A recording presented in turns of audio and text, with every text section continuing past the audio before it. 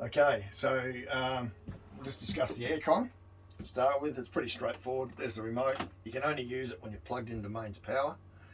The thing with it though too, when you push on, it's got delays. So push on and give it a 30 odd seconds for it to do something. Normally this will light up. You'll see this flash red or blue. That means it's got the signal, and then it has to think about it, and then it starts. If you push it and then you go, oh, it's no good, and push it again, you've actually turned it off, and then people ring me up and say the aircon won't work. It does, but you just got to be patient with it. The same when you turn it off. Make sure you turn it off with this, and it actually turns off. Don't go outside and just yank the power cable, because it sometimes can blow a fuse in here, and it's a major mission to change it. So yeah, so that's about it with the aircon, and obviously the rest of it's straightforward like any other aircon. So now with the fridge is a three-way fridge, but it's not automatic. So you turn it on. Now you've got to pick the power supply.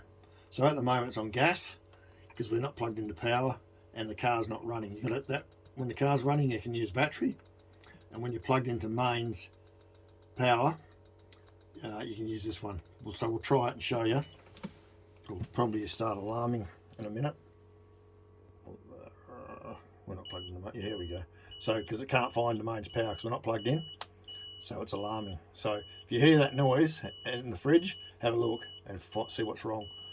And when if you're running with the car on, same thing. Now the motor's turned off, you've got no power either.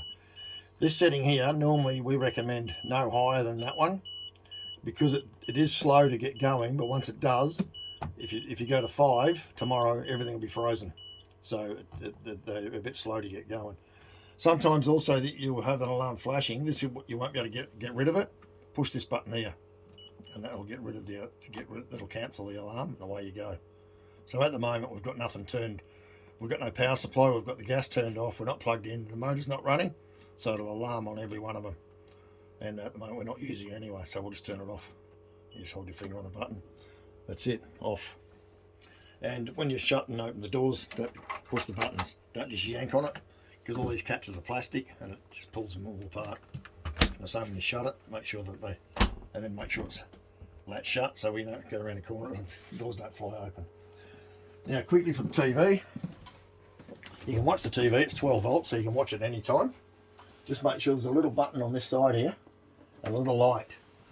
Make sure the little green light is on. It's very small, but it's in there, and that's for the booster. And if you don't, that's not on, you've got no signal.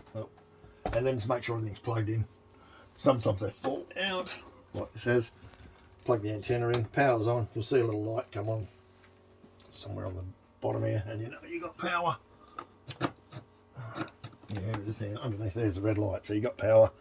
And the remote for it is in the up there above here, that little nook in there. Yeah.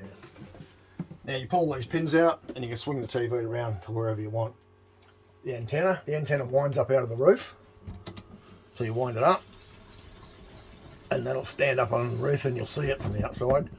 Then you pull that down and you can spin it round to find the best signal. When you pack up, make sure that 2 pointers line up, that one and that one, so the antenna then is laying flat on the roof and not sticking out the side. And then you wind it down. And I recommend before you drive away, walk around, make sure all the roof hatches are shut, the TV antenna's down, all the side lockers are shut. You haven't left anything behind before you drive away. Even if you've got the motor running and everything, just jump out and walk around. And the biggest one is the step. Don't drive off with the step down. And that's about it for that one.